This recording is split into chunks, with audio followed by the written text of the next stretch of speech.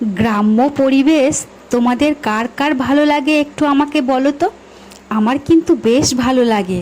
কেননা আমি কিন্তু গ্রামের মেয়ে, ছোট থেকে গ্রামেই বড় হয়েছি, গ্রামেই মানুষ হয়েছি, আর আমার বিয়েও হয়েছে একটা গ্রামে। তো আমার ভিডিওর মধ্যে তোমরা কিন্তু গ্রামের পরিবেশটাই দেখতে পাবে। তো আমি মৃন্ময়ী ব্লগ থেকে সবাইকে জানাচ্ছি অনেক অনেক স্বাগত, সঙ্গে অনেক অনেক ভালোবাসা। তোমরা কে কোথা থেকে আমার ভিডিওটা দেখছো আমাকে একটু কমেন্ট করে জানিও।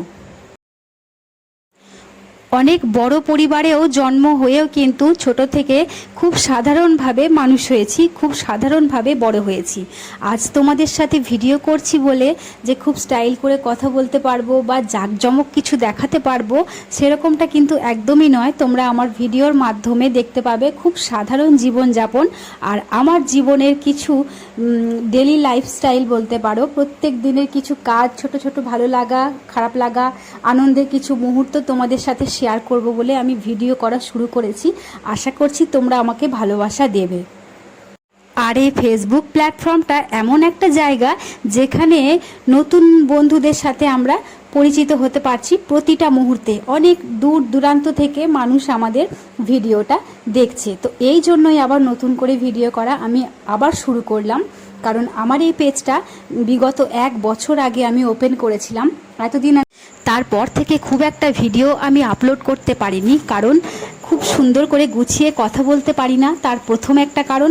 দ্বিতীয় কারণ হলো খুব গুছিয়ে কাজ করতে পারি না। কাজ করি, সুন্দরভাবে কাজ করি, গুছিয়ে করতে পারি না মানে এমনটা নয় যে কাজ করি না বা কুড়েমি করি, অলসতা করি, এমনটা কিন্তু একদমই নয়। কাজ করি কিন্তু সুন্দরভাবে গুছিয়ে করতে পারি না। অনেকের ব্লগে আমি দেখি খুব সুন্দর করে সাজিয়ে গুছিয়ে তারা কথা বলতে পারে এবং ভিডিওটা সকলের সামনে প্রেজেন্ট করতে পারে। তো আমি কিন্তু খুব সাধারণভাবেই করতে পারি, যেটা আমি যেমনভাবে করতে পারি। তোমরা যদি তেমনভাবে আমাকে ভালোবাসতে পারো, তেমনভাবে যদি আমাকে গ্রহণ করতে পারো, আমার ভিডিওটা দেখতে পারো, তাহলে আমি খুব খুব খুব ধন্য মনে করব নিজেকে। দেখো, কথা বলতে বলতে আমি কিন্তু অনেক কাজ করে ফেলেছি। সকালের মেয়েকে স্কুল থেকে নিয়ে আসার পরে ওকে চান করিয়ে খাইয়ে দাইয়ে রেডি করিয়ে দিয়েছি। তারপর আমি দেখো রান্নাঘরে কিছুটা রান্না করে নিচ্ছি। আজকে ডিম ফুরিয়ে গেছিলো, ডিম নিয়ে এসছে, ডিমটা আবার পেটির থেকে বের করতে গিয়ে একটা ফেটেও গেছিলো। যাই হোক, সেটা আমি রান্না করে নেব। আজকে ডিমের তরকারি রান্না করব। আর এদিকে দেখো সবজিগুলো কেটে রেখে দিয়েছি, নুন হলুদ মাখিয়ে সমস্ত কিছু রেডি করে রেখে দিয়েছি। তারপর আমি স্নান সেরে এসে পুজো করে বাকিটা আবার করে নেব। তো তোমরা চেষ্টা করো একটু ভালোবাসা দিতে, আর আমিও তোমাদের সকলের পাশে থাকবো।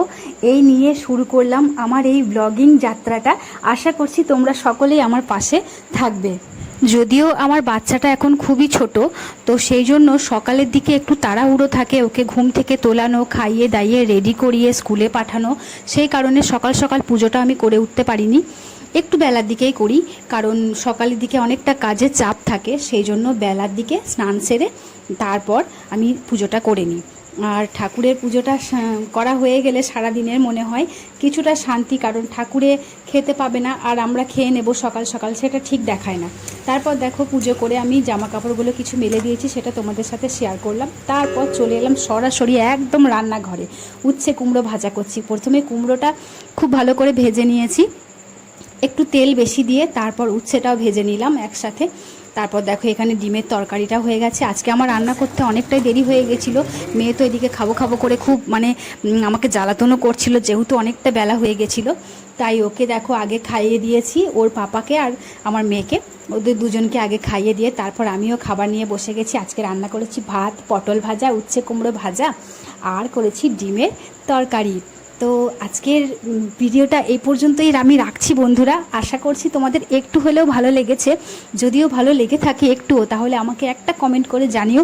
তোমাদের একটা কমেন্ট আমাকে অনেকটা উৎসাহ যোগাবে। তো দেখা হচ্ছে আবার পরের ভিডিওতে। ততক্ষণে তোমরা সবাই ভালো থেকো। তো আরও একবার বলে যাচ্ছি, আজ থেকে শুরু করলাম আমার নতুন ব্লগিং যাত্রা।